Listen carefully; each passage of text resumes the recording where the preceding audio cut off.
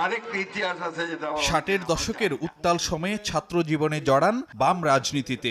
এরপর কলেজে শিক্ষকতা, সরকারি চাকরি, ফের রাজনীতিতে জড়িয়ে তৃণমূলের জনপ্রতিনিধি, প্রান্তিক জনপদের রাজনীতিক থেকে দলের দ্বিতীয় সর্বোচ্চ নেতা। বর্ণাঢ্য জীবনের ধাপে ধাপে এতগুলো পথ পেরোনো এক রাজনীতিবিদ মির্জা ফখরুল ইসলাম আলমগীর। 1948 সালে ঠাকুরগাঁয়ে জন্মানো মির্জা ফখরুল ঢাকা বিশ্ববিদ্যালয়ে পড়ার সময় জড়ান সক্রিয় বাম রাজনীতিতে। 69-এর গণ অভ্যুত্থানের সময় ঢাকা বিশ্ববিদ্যালয় ছাত্র ইউনিয়নের শীর্ষস্থানীয় নেতা ছিলেন মির্জা ফখরুল।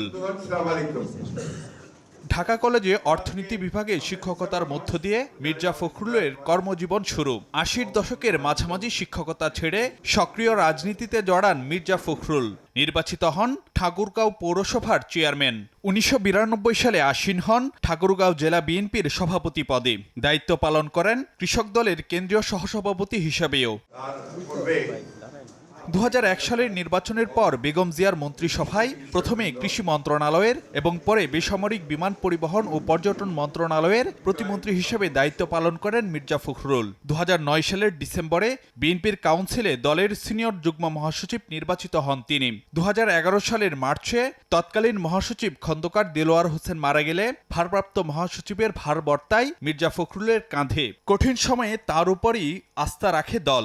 2016 সালে পরবর্তী কাউন্সিলে নির্বাচিত হন দলের মহাসচিব। এরপর থেকে এখনও এ দায়িত্বে তিনি।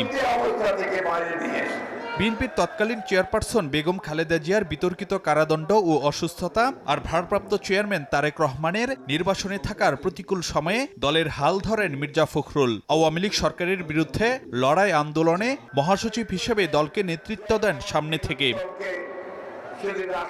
উদার গণতন্ত্র, সংসদীয় ব্যবস্থা, আইনের শাসনের প্রতি নিজের নিবেদনের কথা বারবার জানানো মির্জা ফখরুল এবার অন্তর্ভুক্ত হলেন তারেক রহমানের মন্ত্রিসভায়। তাঁর কাঁধে বর্তালো স্থানীয় সরকার, পল্লী উন্নয়ন ও সমবায় মন্ত্রণালয়ের দায়িত্ব।